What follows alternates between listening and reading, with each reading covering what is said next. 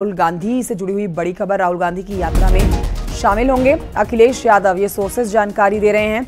25 फरवरी को आगरा में होंगे शामिल, न्याय यात्रा में शामिल होंगे अखिलेश यादव।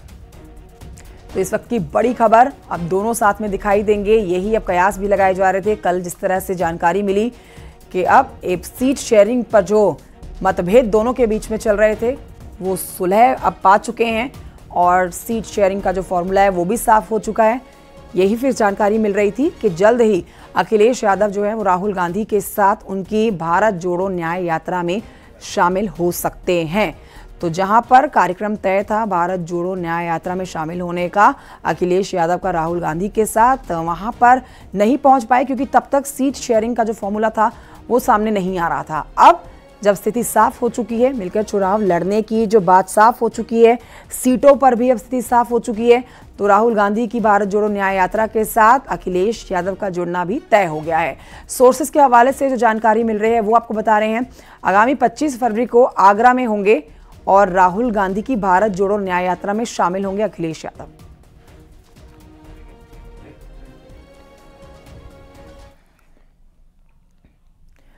अगली खबर कानपुर से, जहां पर डीसीपी ऑफिस के बाहर बमबाजी का एक मामला सामने आया है। आरोपी के खिलाफ दर्ज किया गया है मुकदमा और किदवई नगर पुलिस ने मुकदमा दर्ज कर लिया है। आगे जांच की जा रही है। दबिश देकर 3 आरोपियों को गिरफ्तार भी किया गया है। वर्चस्व को लेकर डीसीपी साउथ के ऑफिस के बाहर मारपीट की गई। इस मामले में फरार चल रहे अन्य युवकों की तलाश की जा रही है। हालांकि 3 लोगों की गिरफ्तारी हो चुकी है और 3 टीमें भी गठित की गई हैं जो आरोपियों की तलाश में जुटी हैं।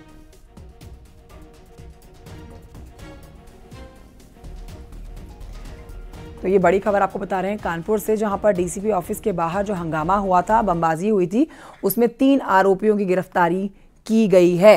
अमित गंजू और जानकारी के साथ जुड़ गए हैं फोन लाइन पर। अमित गंजू, 3 लोगों की गिरफ्तारी हो गई है लेकिन 3 टीमें गठित की गई हैं बाकी के और लोगों को पकड़ने के लिए, क्या अपडेट्स हैं?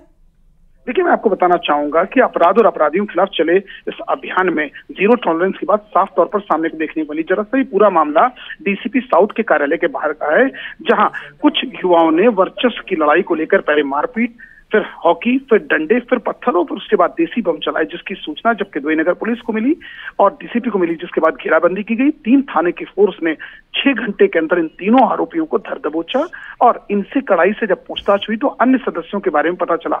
मगर ये पता चला है कि पुलिस की इस कार्रवाई के बाद अन्य लोग अन्य जनपदों के लिए फरार हो चुके हैं। ऐसे में पुलिस ने तमाम टीम्स बनाई है जो ताबड़तोड़ छापेमारी कर रही है और उनके परिजनों को भी पूछताछ के लिए उठाया गया है। अब जब अन्य आरोपी पकड़ के आएंगे तब जाके पता चलेगा कि आखिर वास्तविकता थी क्या, ये देसी बम आया कहां से, दबंगई के पीछे इनकी और क्या मंशा थी, क्या क्षेत्र में दहशत फैलाना चाहते हैं, ऐसे तमाम सवाल हैं जिनसे पर्दा उठना भी बाकी है। ठीक है, बहुत शुक्रिया आपका अमित गंजू जानकारी के लिए।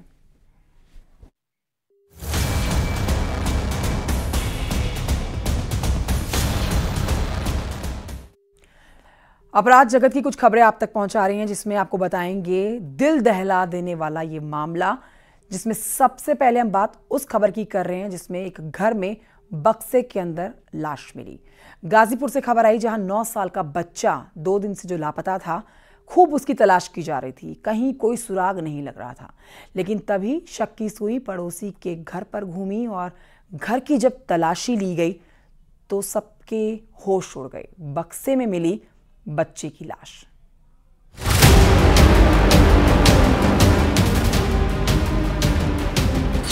कत्ल, कातिल और बक्से में लाश। 9 साल के बच्चे का कातिल दरिंदा। एक 9 साल का बच्चा जो घर से फुटबॉल मैच देखने निकला था, 2 दिन तक लापता रहा। न बच्चे की कोई खोज खबर मिली, न बच्चे का कोई सुराग। हर तरफ एक ही सवाल था, बच्चे का क्या हुआ? क्या बच्चे को किसी ने किडनैप किया? क्या बच्चे का किसी ने कत्ल किया? या बच्चा अब भी कहीं जिंदा है? तमाम सवाल सामने थे लेकिन कोई सुराग नहीं। लिहाजा पुलिस ने शक के आधार पर तफ्तीश को आगे बढ़ाया और जब बच्चे को ढूंढती पुलिस की नजर एक बक्से पर पड़ी तो वो सच सामने आया, जिससे हर किसी की चीख निकल पड़ी। देवल गांव में एक मासूम बच्चे की हत्या का मामला सामने आया है। बच्चा 19 फरवरी से अचानक खेलते खेलते लापता हो गया था और इस लापता बच्चे की लाश उसके ही पड़ोसी के घर में एक बक्से में मिली है।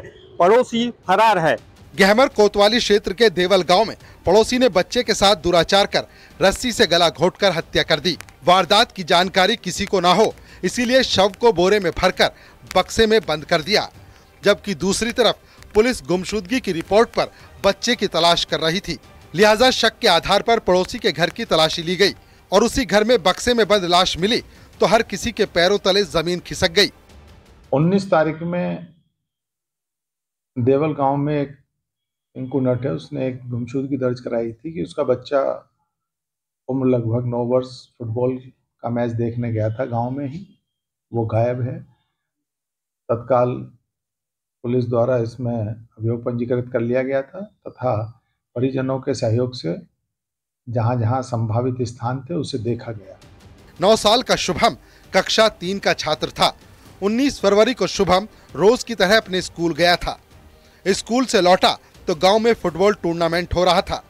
बच्चा इसी गेम को देखने के लिए घर से निकल गया, लेकिन तब उसे खबर तक नहीं थी कि कोई हैवान उस पर नजर रख रहा था।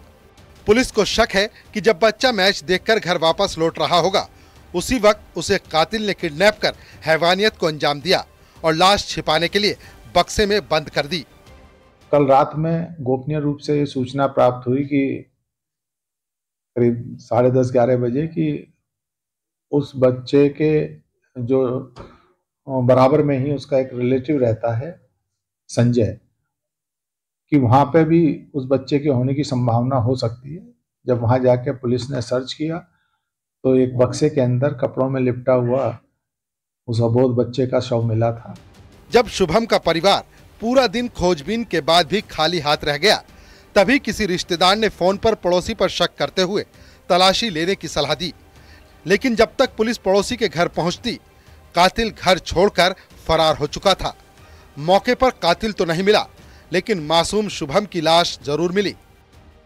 हमारी जो फॉरेंसिक टीम है वो भी गई तथा सैंपलिंग वगैरह भी की गई है। प्रथम दृष्टया ऐसा लगता है जैसे गला दबा के उसकी हत्या की गई है। आज उसका पीएम हो रहा है।